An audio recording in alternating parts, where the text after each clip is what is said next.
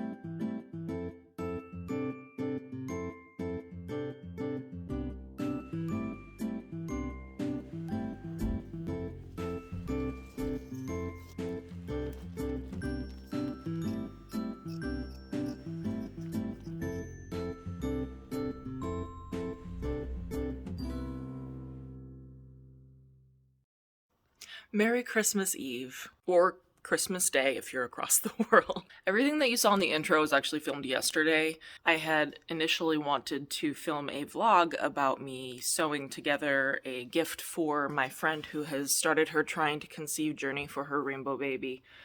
And I don't know, I got struck down by grief hardcore, like just out of left field, out of nowhere. It's interesting, it didn't, last year it did not hit me that hard.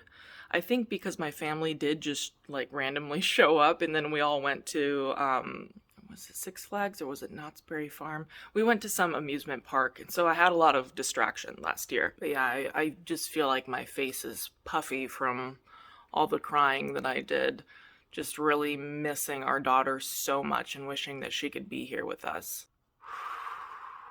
And it really got me thinking, because I know that people don't talk about this enough. There's so many people that offer advice that is toxic. I know they don't intend for it to be toxic, but it does. It puts a lot of unnecessary guilt on somebody who is experiencing grief. And that advice tends to be like, oh, you need to put that away. You need to put those emotions away. You need to put your grief away because you're going to make things hard for your son, or, you're going to make things hard for your family, etc. And I understand where that's coming from. However, I just don't think it's that cut and dry. It's not that black and white, because grief and joy can exist at the same time, and they often do. So I wanted to say personally to everybody who is missing someone this year, everybody who has an empty spot at the table, everybody who has emptiness in their heart this year, that it is okay to grieve and be happy at the same time. Don't let anyone make you feel guilty for that, because your grief is the proof of how much you loved that person. It is absolutely okay to be smiling and happy 1 second while making cookies with your family, and to then, just need to excuse yourself to another room to cry for a little bit. It's okay. I promise you, you are not ruining Christmas. You're not ruining the holidays. You are a human being. You are allowed to feel things, and you can feel grief and joy simultaneously. I don't care what anyone says. You're not being a burden. You're not hurting anyone by having a feeling. I know Kieran's not at the age where he even understands what's going on right now. He doesn't understand the tree. He just likes to look at it. But, I don't know how I'm going to be years to come, if I'm going to, have moments during the Christmas season where I'm sad because I want my daughter here with us. But I know that if I do experience that and he picks up on it, I do want to explain to him, this is your sister. I miss her so much, and my sadness is as equal as my love for her.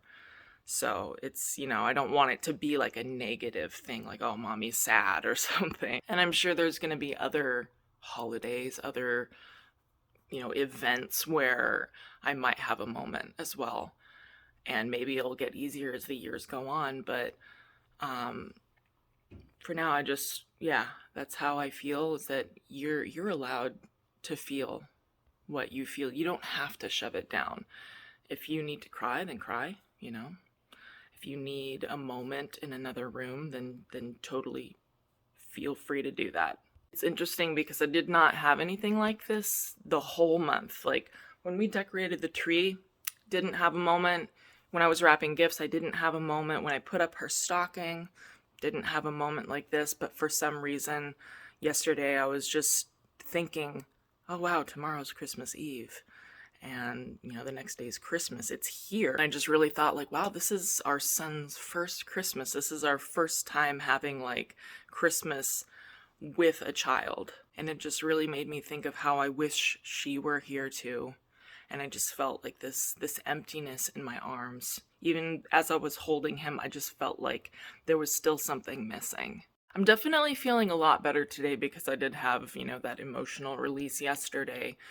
But it's interesting. It's like, I feel like I get so busy that sometimes the grief it starts building and building and building, and I'm not noticing it because I am so busy. And then it comes to a head, and then it has to go somewhere because it can't stay inside any longer. And if you're experiencing that, I feel like I'm a broken record, but it's okay. You can let it out. Do not let anyone make you feel bad for loving and missing somebody who is not at the table this year. Now that my spiel is over, I had been sitting here just like racking my brain for like Christmas tradition ideas. And I know I don't really need to have one this year because Kieran's just an infant and he's not going to understand any sort of Christmas tradition. But there are so many traditions that families do. And I was like, I don't have one. I need one. And I was thinking about it. I really don't think that Elf on the Shelf is for me. But I want some sort of tradition. So I ordered something super late. It's going to get here after Christmas. But I want it to be our Christmas tradition every year. I was browsing Amazon for different Christmas decor because I want to add stuff, just for next year. And I saw this little green and red cat named Mistletoe. And I was like, oh, that's pretty cute. So I clicked on it. And then there was like recommended things to buy. And there was a little book called Mistletoe, the Christmas Cat. I'll insert a little picture of both of those things. So I guess Mistletoe is a story about a cat who was born looking different from other kitties, so they made fun of him and they shunned him and they ran away from him. Then I guess, his first Christmas a year later when he was a big cat, he found some orphan kittens and treated them kindly, so Santa gifted him a forever home. That's at least what I think the story is about. I didn't actually get to read it. I just saw, little pictures from the Amazon listing. So I ordered that book, and then I also ordered the little plushy mistletoe kitty. And I thought, because Elf on the Shelf is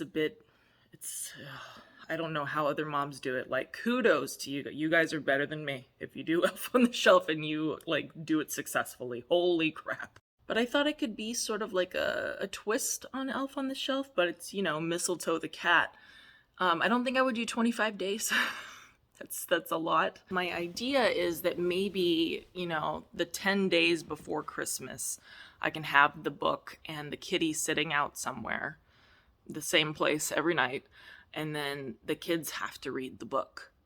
And then in the morning, somebody delivers some sort of treat or, gift or something, some sort of fun thing that they get to wake up to. I just thought that would be such a cute little tradition, 10 days leading up to Christmas or something, or the week leading up to Christmas where they read that book every night. And it's sort of like a refresher because there were a lot of reviews saying that it's good for teaching your children to be kind to other people who are different from them, but also to care about animals. So I thought that would be the perfect I thought that would be the perfect family tradition for us, especially since we do rescue cats. And eventually I do want my children to be involved in rescue, to learn compassion and the ability to care for an animal and then to let them go, to another home. Because that's the hardest part, is the selfish side of you wants to keep every single animal that you rescue, but the selfless thing to do is to love that animal, rescue that animal, nurse that animal back to health, and then let them go to another loving home. Because there are more animals that need that help too. I mean, this is years down the line. I don't think I'll be doing any sort of, rescuing until all of my children are speaking age. But yeah, that's gonna be our family tradition. Maybe I'll add some more as the years go on, but I feel very excited for that to be our family tradition. And it feels good to have something like that. Anyway, I do want to keep this vlog short and sweet, but I just want to say to everybody who is missing somebody this year, I love you. You're gonna get through this, and it is okay to feel the weight of your love tugging at your heart. If you're traveling today, travel safely, and I hope you have a wonderful Merry Christmas.